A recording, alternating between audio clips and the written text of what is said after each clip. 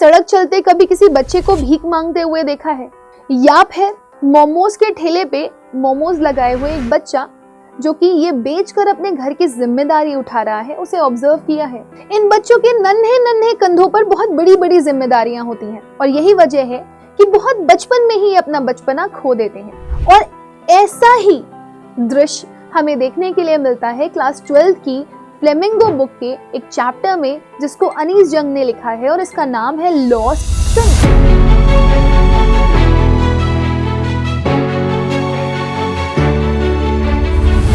Spring का मतलब बचपने से है, चाइल्डहुड से है, और कैसे छोटे छोटे बच्चे अपना बचपना खो देते हैं ये हमें बताया गया है। बचपन जिंदगी का सबसे खूबसूरत हिस्सा होता है, जहाँ पर बच्चों के सपने होते हैं, खुशियाँ होती हैं, वो अपने सपनों को नए नए रंग देते हैं। लेकिन क्या हर बच्चे का सपना पूरा होता है? आइए जानते हैं किस तरीके से अनीस जंग दो बच्चों की कहानी हमें यहाँ सुनाती हैं, जिसमें एक बच्चा है साहिब आलम और दूसरा है मुकेश। हम पहले पार्ट से, जिस स्टोरी में मेन कैरेक्टर लिया गया है साहिब आलम को, जिसके नाम का मतलब है लॉर्ड ऑफ यूनिवर्स। लेकिन जरा देखिए, ये लॉर्ड ऑफ यूनिवर्स है लेकिन काम बिल्कुल उल्टा कर रहा है। क्या कर रहा है? रैक पिकिंग, कूड़ा बिन रहा है। अनीस जंग कहती हैं कि ये सुबह सुबह आते हैं एक चिड़िया की तरह और दोपहर तक चले जाते हैं अपने ग्रुप के साथ, और वो इनके ग्रुप को बोलती हैं बेयर फुट आर्मी, क्योंकि ये बच्चे ज्यादातर या तो नंगे पैर होते हैं या फिर उल्टे पुल्टे जूते पहने हुए होते हैं। जब अनीस जंग इनके बारे में जांच पड़ताल करती हैं तो उन्हें पता चलता है कि ये दिल्ली के एक आउटस्कर्ट में रहते हैं जिसका नाम है सीमापुरी, और उन्हें ये भी पता चलता है कि ये लोग ढाका से यहाँ आए हैं। ढाका में बहुत आंधी तूफान आते थे जिसकी वजह से इन्हें अपना घर, अपने खेत छोड़ने पड़े और यहाँ आकर के बसना पड़ा। इनके पेरेंट्स यहाँ पर ये सोच करके आए थे कि बड़ा शहर होगा, बड़े सपने होंगे और ज्यादा पैसा होगा और सुकून की जिंदगी होगी, हम पेट भर खाना खा पाएंगे। पर शायद उनके ये सपने अधूरे ही रहे। कहते हैं ना, जो हम सोचते हैं हमेशा वो होता नहीं है। तो साहिब आलम, उसके पेरेंट्स और उसके दोस्त, उस जैसे बहुत सारे लोग सब मिलकर के कूड़ा बनते हैं। जब इनका पहला सामना अनीस जंग से होता है तो अनीस जंग इनसे पूछती हैं कि तुम स्कूल क्यों नहीं जाते? तो साहिब आलम कहता है वो बनाते ही नहीं है, यानी कि जो ऑफिशियल्स हैं वो बनाते ही नहीं है। तो अनीस जंग मजाक मजाक में पूछती हैं कि मैं बनाऊंगी तो आओगे? तो साहिब आलम कह देता है हाँ मैं आऊंगा। और फिर वो एक दिन अनीस जंग से पूछने आता है कि आपका स्कूल बन गया? तो अनीस जंग कहती है पता नहीं मेरे जैसे कितने खोखले वादे इन बच्चों से किए गए होंगे। फिर अनीस जंग कहती हैं कि मुझे याद है कि किस तरीके से जिंदगियां बदलती हैं। वो साहिब आलम के बारे में बताती हैं कि थोड़ा सा इसकी जिंदगी में बदलाव आया।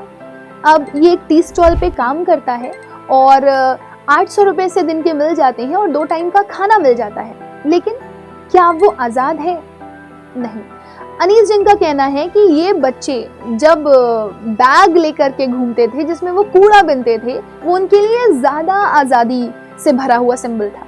जबकि आज जब वो 800 रुपए कमाता है और उसे 2 टाइम का खाना मिल जाता है, लेकिन उसके बावजूद भी वो कैनिस्टर उसके लिए बहुत भारी है, क्योंकि वो अब एक गुलाम बन चुका है और वो गुलाम बन चुका है अपने टी ओनर का। तो अनीस जंग कहना चाहती हैं कि इन बच्चों की जो जिंदगी है वो बस धुंध में है।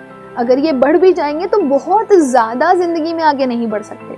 वहीं हमें दूसरी कहानी सुनाई जाती है और ये कहानी है मुकेश की।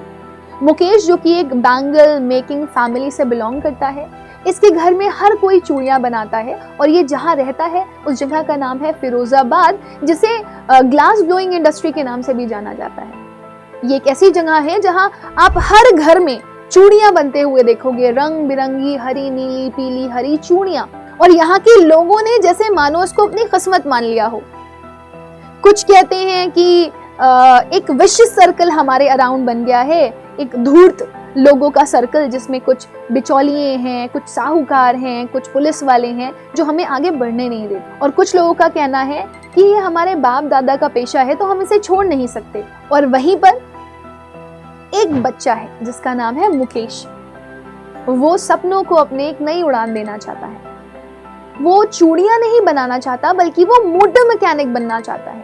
अनीस जंग कहती हैं कि ये बच्चा मोटर मैकेनिक बनेगा कैसे मुझे नहीं पता, लेकिन जब मैं इससे बात करती हूँ तो मुझे पता चलता है कि ये बच्चा बहुत ही ज्यादा दृढ़ निश्चयी है, यानी कि टेनेशियस और रेजोल्यूट है। क्यों? क्योंकि ये कॉन्वर्सेशन में मुकेश उनसे कहता है कि गैराज मेरे घर से बहुत दूर है, लेकिन मैं चल दूंगा वहां पर, मैं मैनेज कर लूंगा। तो अनीस जंग कहती हैं इस बच्चे के सपने तो बहुत बड़े हैं, लेकिन मुझे ये नहीं समझ में आता कि इस तरह की गरीबी के साथ वो अपने सपनों को कैसे पूरा करेगा। सो ये दोनों कहानियां अगर आप नोटिस करेंगे तो एक ऐसे बैकग्राउंड से ली गई हैं जहां पर बच्चे सोशली बहुत बैकवर्ड क्लास से बिलोंग कर रहे हैं, और इनके सपने अगर ये देख भी रहे हैं तो वो किसी धुंध में या तो खो जा रहे हैं या तो इनकम्प्लीट रह जा रहे हैं।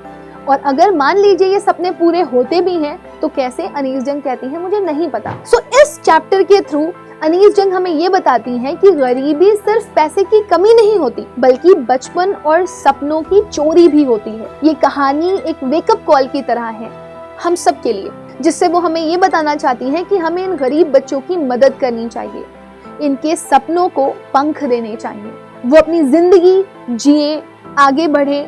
और सबसे बड़ी चीज ये है कि जब वो आगे बढ़ेंगे तो वो एजुकेशन और सामाजिक सपोर्ट के भागीदारी होंगे और वो आगे बढ़ करके अच्छे बन करके बाकियों का सहारा बनेंगे। तो आई होप कि आप सभी लोगों को ये चैप्टर अच्छे से समझ में आया होगा। इसी के साथ हम मिलेंगे नेक्स्ट सेशन में नेक्स्ट चैप्टर के साथ।